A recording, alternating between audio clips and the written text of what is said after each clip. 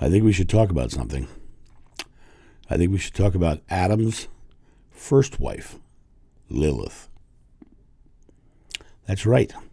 Adam, of the famed Adam and Eve story, had a first wife. Her name was Lilith. Now, you will not find that in the modern Bible, but it is one of the ancient texts that was out there, that Lilith was the first wife. It is the story that was used in a ancient patriarchal society to subjugate women to be beneath a man. It was the story to make women not equal. You see, because Lilith, God created Adam and Lilith was created in exactly the same way that Adam was created in the story, which is a myth, of course. And Lilith was made as an equal, to be an equal with. But Lilith, being an equal woman, was hot-headed and very stubborn and went on her own way and didn't want to do what Adam said and became a very profoundly disagreeable person because she was an equal to instead of being subjugated to.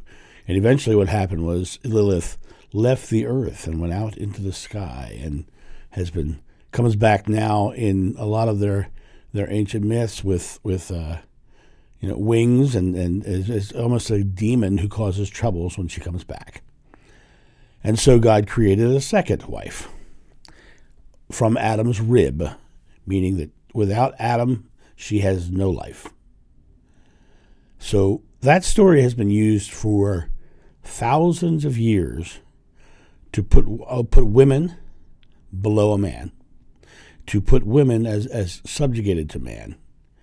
And that story was written in a very patriarchal time when men, the hunters were big and powerful and strong, and the wives who were gatherers and raised the families and did all that were subjugated to men because men would do horrible things to them because they were stronger than them.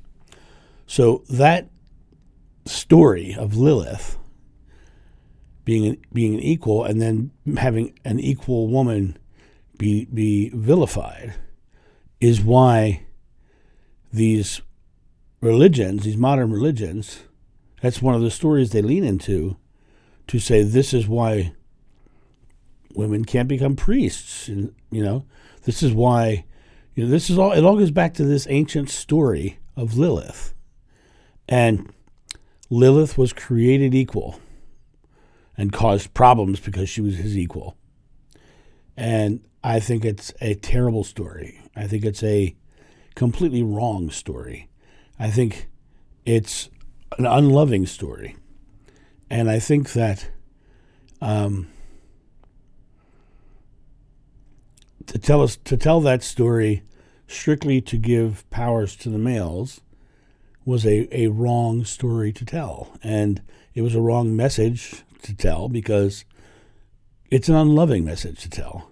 And being unloving is against God. Being unloving is against what Jeshua taught.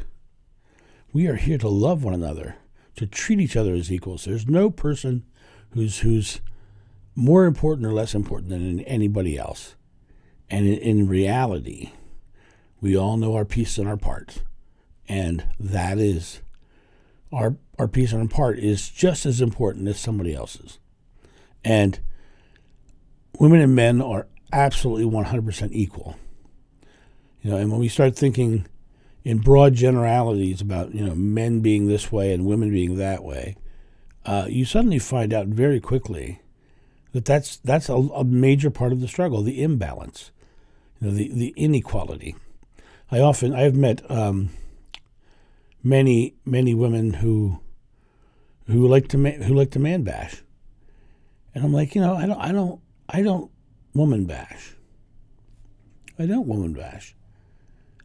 And man bashing is just going to the far extreme of the other side. It's like the left or the right in politics, the far left and the far right. If you go all the way to one side, you're creating the problems, not the solutions. We need to come together as full equals. And when we come together as full equals, then you suddenly realize that Lilith probably wasn't a villain. Lilith was vilified because some ancient men in a very patriarchal society decided that the stories should be patriarchal instead of matriarchal, or more importantly, patriarchal and matriarchal. It should be an equality. So that's my thought on Lilith. And if you've never heard the story of Lilith, look it up. You'll find it. It's out there. And it's ancient text. Lilith. Adam and Lilith. And look up Lilith, Adam's first wife, and you'll find it. Have a great day, guys, and I'll talk to you soon. See ya. Bye.